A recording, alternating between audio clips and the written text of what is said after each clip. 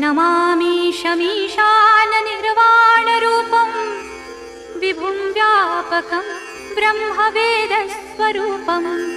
अजं निर्गुणं निर्विकल्पं निरीहं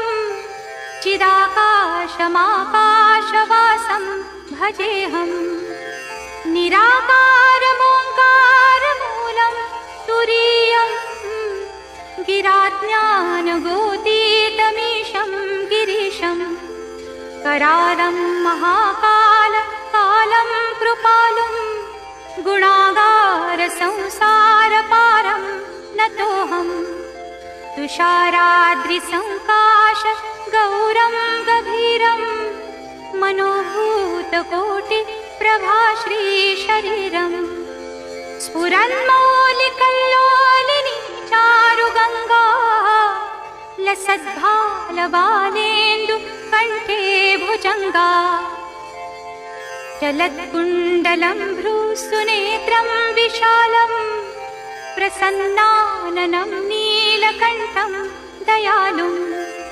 मृगाधीशचर्माम्बरं मुण्डमालं प्रियं शङ्करं सर्वनाथं भजामि प्रचण्डं प्रकृष्टं प्रगल्भं मरीशम्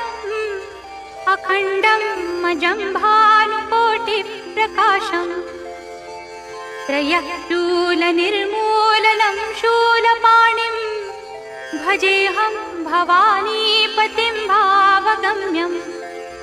कलातीतकल्याणकल्पान्तकारी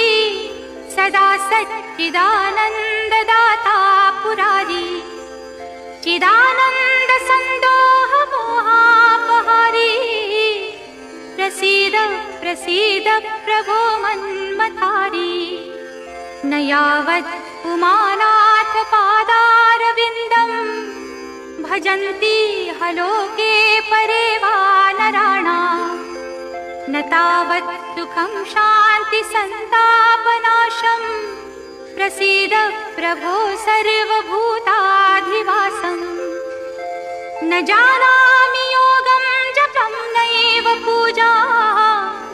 न तोऽहं सदा सर्वदा शम्भुतुभ्यं जराजन्म दुःखौघतातप्यमानं प्रभो पाहि शापान्नमामीश शम्भो रुद्राष्टकमिदं प्रोक्तं विप्रेण हरतुष्टये ये पठन्ति नरा भक्त्या तेषां शम्भुः प्रसीदति इति श्रीमद् रामायणे विप्रकृतं रुद्राष्टकं श्रीशिवार्पणमस्तु। ॐ